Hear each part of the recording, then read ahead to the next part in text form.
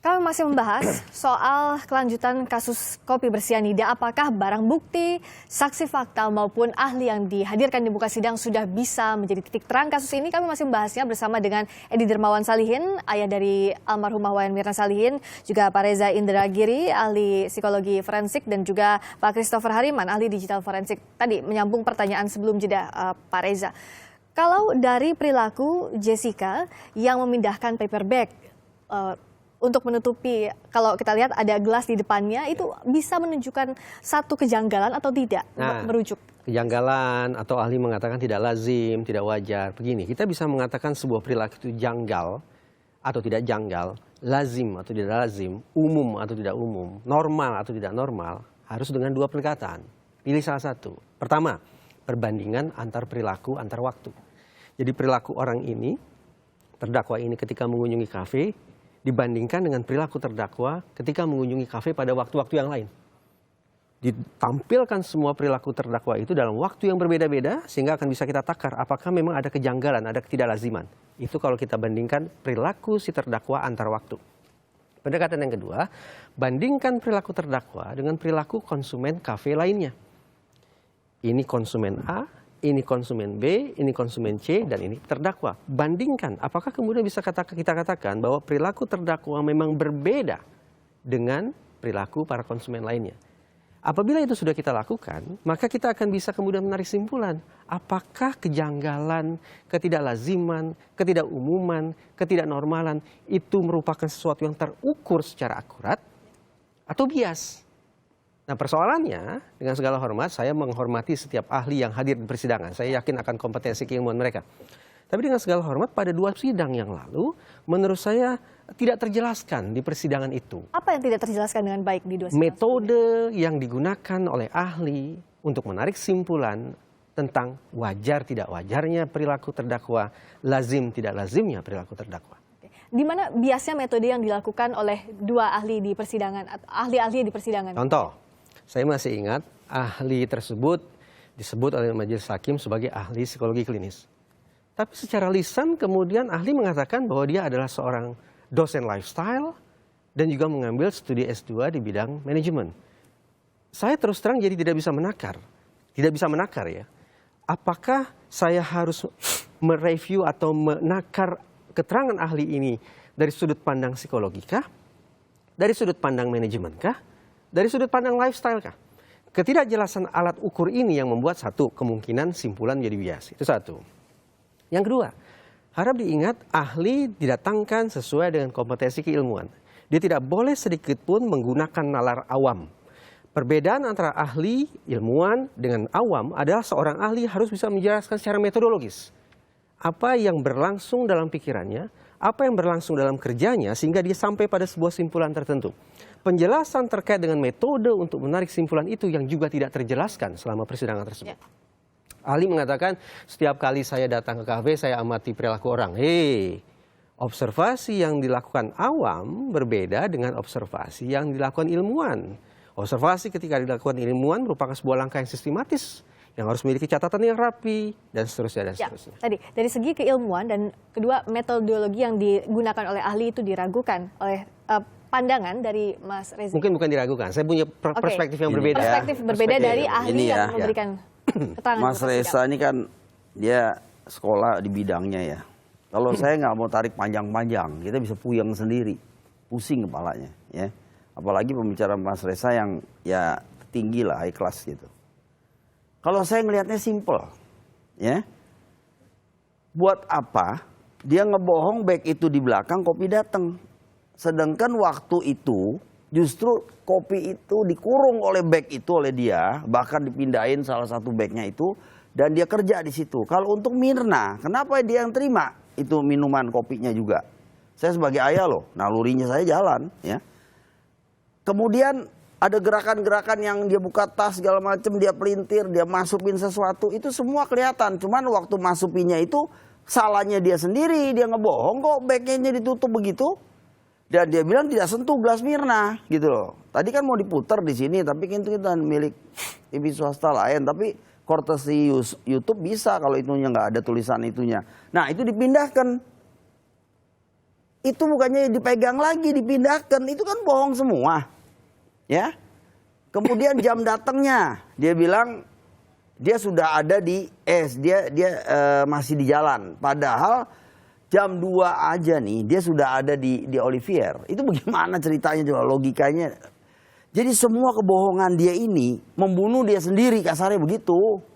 Jadi kalau ngomong pakai bahasa Pak Resa yang pakai saintifik begini, saya sih nggak ngerti. Dan terus terang aja nggak bisa masuk di otak saya, dah gitu, pusing. Jadi untuk menjembatani tadi keraguan dari pihak keluarga bahwa ada kebohongan yang dilakukan oleh terdakwa. Jelas, tapi sementara jelas yang dipandang tadi ada ketidakjelasan metodologi yang diberikan oleh para ahli. Ya. Nah, 1000 orang apa yang Mas Reza lihat dari ini? Apa pendekatan yang luput dalam persidangan selama ini untuk menggali itu?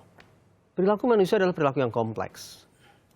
Kadang teramati, kadang tidak teramati. Perilaku yang sama memiliki tafsiran jamak. Perilaku yang sama, perilaku yang tunggal bisa disebabkan oleh latar belakang yang berbeda. Perilaku yang sama juga bisa memiliki tujuan yang bervariasi satu sama lain. Itu sebabnya memang kehadiran ahli sangat dibutuhkan untuk kasus yang harus kita akui sangat kompleks ini. Psikologi sudah dihadirkan tempo hari.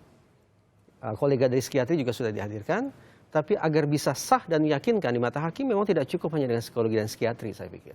Harus ada ahli-ahli dari disiplin lain juga dilibatkan untuk membicarakan kasus. Oke, saya sekarang ke Mas Christopher dari sisi digital forensik. Dari CCTV yang sudah ditampilkan ini, sebenarnya part-part mana saja atau bagian-bagian mana saja yang dianggap krusial dalam menentukan momen-momen apakah betul Jessica yang beracun atau tidak? Kalau dari sisi digital forensik, sambil dilihatkan? Ya, oke. Jadi waktu di persidangan kemarin, kenapa kok salah satunya saya gunakan presentation slide PowerPoint?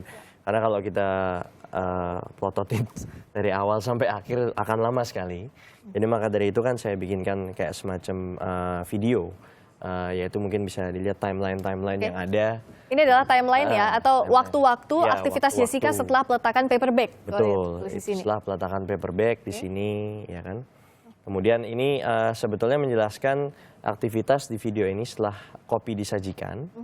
Jadi setelah kopi disajikan, itu kita bisa melihat yang berbagai macam aktivitas yang dilakukan oleh Jessica. Salah satunya kita bisa lihat paper bag mulai dipindahkan, ya kan? Geser. Atau mulai digeser pukul 16.33.52. Ada di buka catatannya. Gitu. Bisa dilihat ini Bisa, timelinenya? Saya gunakan langsung di sini saja, Ya. jadi biar lebih jelas. Ya. Ini 16.33 itu. Ya, jadi kita 16.22. mau lihat di Ini yang orisinil nih. 52. Yang genuine. Deskripsinya apa tadi Pak Christopher kalau saya boleh tahu? Gimana? Pada menit, Momen pada detik ini apa yang terjadi di Dia CCTV? memindahkan paper bag, Pak. Memindahkan. paper bag dari sofa itu. Betul. Jadi terlihat Jessica memindahkan paper bag di meja sebelah kanan Jessica. Bukan, Oke. yang digeser itu loh. Oke. Ya. Nah, dari perilaku ini kalau perilaku tadi memindahkan paper bag di meja itu tidak ada yang aneh, tidak ada yang janggal Ya. kalau dari Itu tadi saya katakan perilaku kita bahas satu perilaku ya tentang seseorang Pemindahan. yang memindahkan paper bag. Persoalannya adalah perilaku tunggal yang sedang kita bahas ini memiliki tafsiran jamak. Tafsirannya bisa sangat bervariasi, apa sangat majemuk. tafsiran jamak yang bisa membuat ini semakin meluas, tidak bisa mengerucutkan kalau itu merupakan gerak-gerik seseorang merencanakan sesuatu. Sudah jelas tadi saya katakan, satu-satunya perilaku yang tidak akan mengundang multitafsir bahwa terdakwalah orang yang sudah menghabisi nyawa mendiang Mirna adalah sebuah perilaku di mana terdakwa bukan orang lain yang memasukkan zat mematikan tersebut yang kemudian diminum oleh korban. Itulah perilaku tunggal yang tidak akan membuka ruang tafsiran apapun selain pembunuhan. Multitafsir ini juga diragukan oleh tim kuasa hukum saat tadi. Apakah betul ini tidak akan merubah isi dari CCTV yang sebelumnya sudah diberikan atau yang sudah ditampilkan oleh jaksa penuntut umum? Bisa dijamin itu, Mas Christopher? Ya, jadi dari metode analisa yang sudah saya lakukan sebelumnya, kemudian oleh saksi ahli dari Puslap 4 juga menggunakan metode verifikasi. Ya dari situ sih kita memang secara saintifik membuktikan bahwa memang tidak ada perubahan dari barang bukti asli yang telah diberikan ke kami. Sampai sekarang keluarga juga tidak khawatir misalnya barang bukti atau saksi, fakta maupun ahli tidak akan membiaskan kasus ini. Artinya apakah keluarga melihat ini sudah jelas sampai saat ini? Memang dari awal waktu program pertama saya udah ngomong tuh waktu bulan Januari itu akhir. Bagaimana bisa berubah dari Januari sampai bulan Agustus sekarang? Tetap sama, coba lihat omongan saya. Nggak ada beda itu.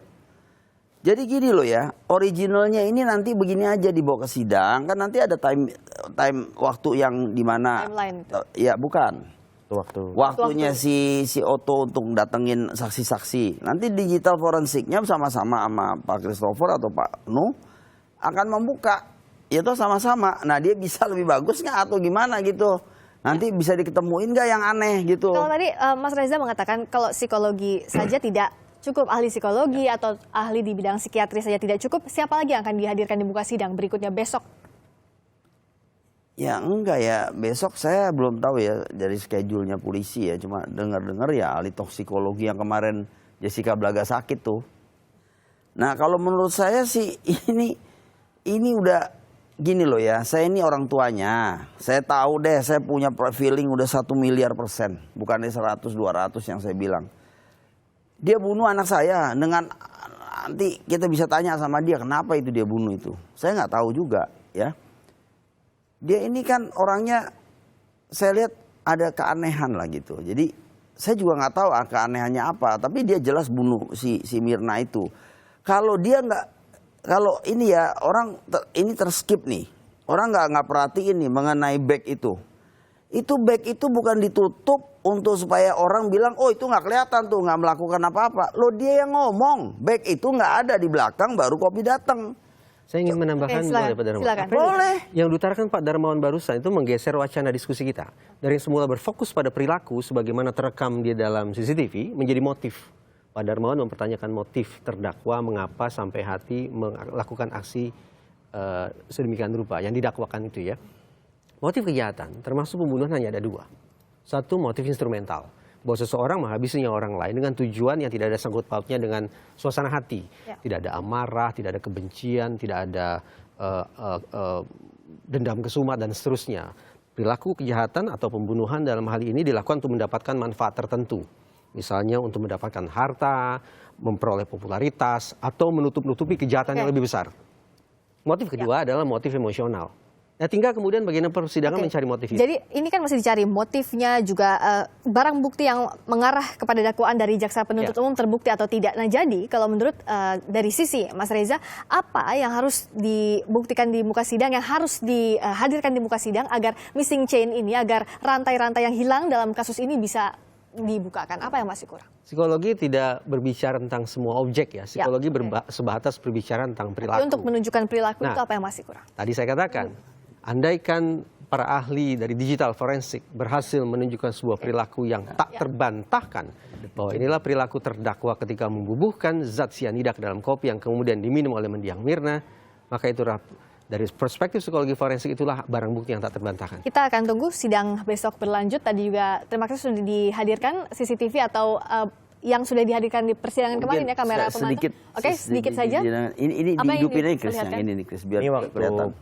pemindahan paper bag. Nah ini Pemindahan kelihatan paper bag. sebetulnya ini originalnya ya, kelihatan sekali tuh. Bisa dilihatin begini juga bisa, cuman kan ini kan nggak bisa zoom. Nah tuh dia dia baru dipindahin bisa ke belakang bagnya. Oke.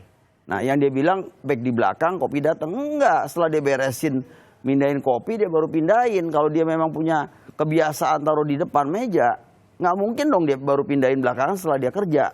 Oke, ini akan dibuktikan nanti di persidangan. Iya. Kita tunggu juga persidangan berikutnya besok yang akan menghadirkan salah satunya adalah ahli toksikologi di sana dan juga saksi-saksi lainnya. Terima kasih Pak Edi Dermawan Salihin, ayah dari almarhumah Wayan Mirna Salihin. Terima kasih Mas Reza Indragiri, ahli psikologi forensik. Terima kasih juga Mas Christopher.